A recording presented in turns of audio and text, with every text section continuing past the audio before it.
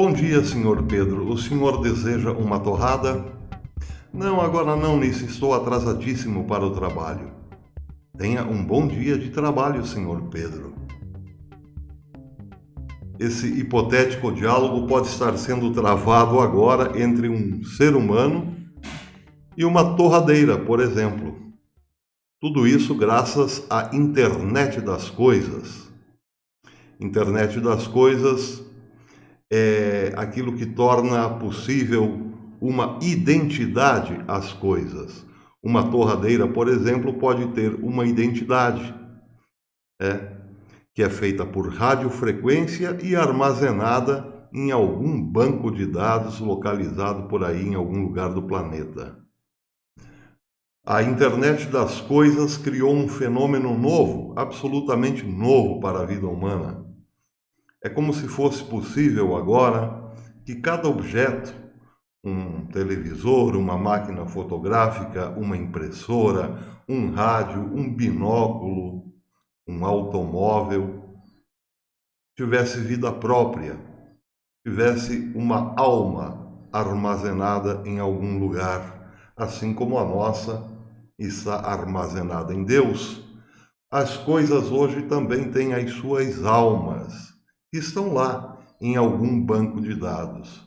Nós bem sabemos, pela revelação de nosso Senhor Jesus Cristo, que a vida da alma, a vida do espírito, depende essencialmente de uma ligação com Deus, de um canal por onde o Espírito de Deus nos anima, nos dá vida. Com a internet das coisas acontece praticamente o mesmo. É preciso que haja um canal entre os objetos e uma central por onde circulam dados. Este canal é chamado de espinha dorsal ou backbone. Essa espinha dorsal é exatamente o que permite o tráfego de informações entre uma central de inteligência e o objeto. Pois é, quem domina este canal, no nosso caso, na realidade, na nova realidade da internet das coisas, não é Deus, mas pode ser sim a China, por exemplo, ou mais especificamente falando, a poderosa Huawei. A poderosa Huawei está com a backbone na mão. Mas o que é a backbone? O site, eu vou deixar aqui na descrição, Canaltech, diz que backbone é uma rede principal por onde os dados dos clientes da internet trafegam. Aquilo que controla o esquema de ligações centrais de um sistema mais abrangente, com elevado desempenho, a um sistema menos abrangente. Ou, por exemplo, alguém numa central, que é um sistema abrangente, pode estar controlando o fluxo de informações para um microfone, para um smartphone, para um aparelho de televisão, para uma câmera, para uma máquina de lavar, por exemplo. O backbone, diz a matéria, é o responsável pelo envio e recebimento dos dados entre diferentes localidades, dentro ou fora de um país. Essa grande espinha dorsal é dividida em partes menores, com a finalidade de impedir que o tráfego e a transmissão de dados sejam lentos. No entanto, para continuar a ser a rede principal, o backbone faz a conexão de todas as redes menores, sendo possível então acessar qualquer rede por meio dele. Pois bem, quem está controlando esta rede hoje é a tecnologia 5G desenvolvida especialmente pela Huawei, a gigante chinesa. E é exatamente aí que mora o perigo. É exatamente por isso que eu estou fazendo esse vídeo. Hoje, por exemplo, a Gatestone Institute trouxe uma matéria muito preocupante a esse respeito, que mostra exatamente o quanto o mundo hoje pode estar na mão da China, sem que saibamos. A matéria começa alertando para o fato de que a Huawei é controlada sim pelo Partido Comunista Chinês, embora pareça uma empresa de capital privado. Um dos tópicos da matéria diz que a Huawei não está em posição de resistir às exigências de Pequim de coletar informações de forma ilícita. Coletar informações de forma ilícita nesse contexto pode ser a informação de todo e qualquer cidadão no planeta hoje, basta que ele esteja em contato com alguma coisa da internet das coisas, como agora. Eu estou aqui diante de um smartphone com uma câmera. Alguém em Pequim pode estar me assistindo agora, antes mesmo deste vídeo ir ao YouTube, subir ao YouTube. A matéria continua dizendo que a empresa sediada em Shenzhen afirma que é de propriedade dos funcionários, mas isso é uma mentira. O funcionário o fundador, Ren Zhengfei, detém uma participação de apenas 1% e o restante da empresa é efetivamente propriedade do Estado. No sistema de cima para baixo, entretanto, o sistema de cima para baixo do Partido Comunista, ninguém pode resistir a um comando da organização dominante. O outro ponto da matéria diz que a preocupação nesse caso é que o governo chinês e as forças armadas chinesas possam usar o poder da Huawei para manipular remotamente dispositivos conectados à internet das coisas, não importando onde esses dispositivos estejam localizados. Assim, a China pode ser capaz de dirigir o seu carro em direção ao trânsito, destravar a porta da frente ou simplesmente desligar ou acelerar o seu marca-passo. O mais preocupante dessa matéria, contudo, nem é isso, mas o fato de que Donald Trump está cedendo a esse poder chinês. A matéria diz que o Departamento de Comércio dos Estados Unidos, que entrou em vigor em 16 de maio, colocou a Huawei numa lista chamada Lista de Entidades. Lista de entidades quer dizer que lá estão colocadas as entidades perigosas com as quais não se deve fazer negócios. Pois bem, a Huawei estava lá na lista de entidades, mas a designação, ou melhor, depois do encontro de Donald Trump com Xi Jinping, a Huawei saiu da lista de entidades. Pequim exigiu da administração de Donald Trump que se retirasse a designação de entidade à Huawei. Em 27 de junho, o Wall Street Journal informou que a remoção da Huawei da lista de entidades era uma das 3 pré-condições principais da China para um acordo comercial abrangente. Trump, incrivelmente, cumpriu a demanda de Pequim. Em 29 de junho, na entrevista coletiva, o presidente americano disse que estava concedendo o indulto à Huawei.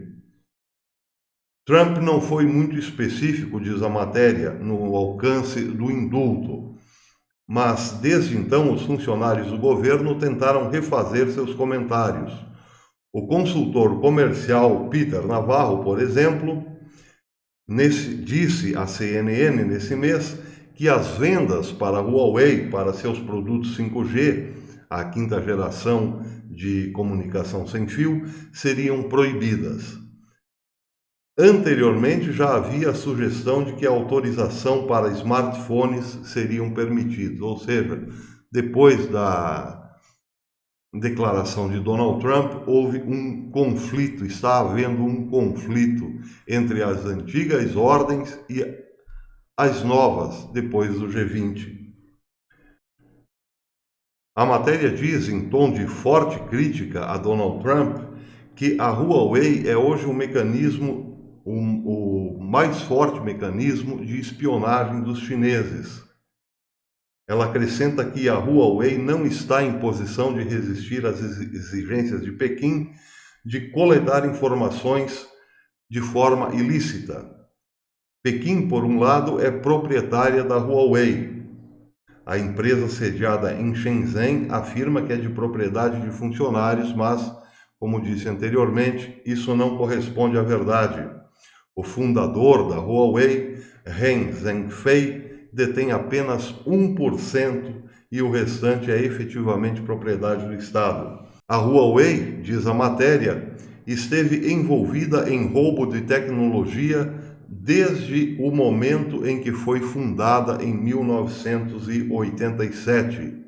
A empresa foi construída com tecnologia roubada da Cisco Systems e, de acordo com recentes alegações, a Huawei nunca parou de roubar. O Departamento de Justiça divulgou em janeiro uma acusação contra a empresa pelo roubo de propriedade intelectual da T-Mobile. O FBI, de acordo com o relatório da Bloomberg, está investigando a Huawei por roubar tecnologia de vidros de smartphone da Akan Semiconductor, uma empresa sediada em Illinois. O roubo desenfreado da Huawei foi eficaz em ferir sua concorrência. Muitos consideram, por exemplo, a campanha da empresa para levar tecnologia foi responsável em grande parte pela falha da Nortel Networks em 2013, a empresa canadense. Pequim, além disso, diz a matéria, usou os servidores da Huawei para roubar dados, de forma clandestina, obviamente, da União Africana de 2012 a 2017, justamente no período do que eu trouxe no vídeo anterior, de maior negócio entre China e o continente africano. Não surpreende, portanto, que a Huawei está preparando o terreno para proteger os dados de amanhã, diz o Gatestone. Primeiro, o estudo de currículo de funcionários da Huawei por Christoph Baldwin revela que alguns deles reivindicam ligações simultâneas com unidades militares chinesas, em papéis que parecem envolver coletas de inteligência. Como ele escreve em seu estudo, existe uma relação inegável entre a Huawei e o Estado chinês, militares e serviços de coleta de inteligência. Mais adiante, a matéria diz que o roubo de propriedade intelectual não é o único risco que a Huawei oferece. O senador Blackburn disse para a Fox News que a Huawei servirá também como um mecanismo de Pequim para controlar as redes que operam os dispositivos de amanhã. A preocupação do governador é que as Forças Armadas chinesas podem usar os equipamentos da Huawei para manipular remotamente dispositivos conectados à internet das coisas, não importando onde esses dispositivos estejam localizados. Assim, a China poderá ser capaz de dirigir os nossos carros em direção a locais que não queremos, destravar as portas dos carros ou simplesmente desligar ou acelerar os nossos marca-passos. O secretário Ross disse na terça-feira, repetiu na terça-feira, os comentários do governador e prometeu que seu departamento só emitiria isenções onde não houvesse ameaça à segurança nacional dos Estados Unidos. A matéria diz que isso parece reconfortante, mas não é possível dividir a Huawei em componentes ameaçadores e não ameaçadores. E essa é uma crítica direta ao presidente Donald Trump. A administração da Huawei, diz a matéria, pode obter lucros de partes aparentemente inofensivas da empresa para suportar as partes obviamente perigosas.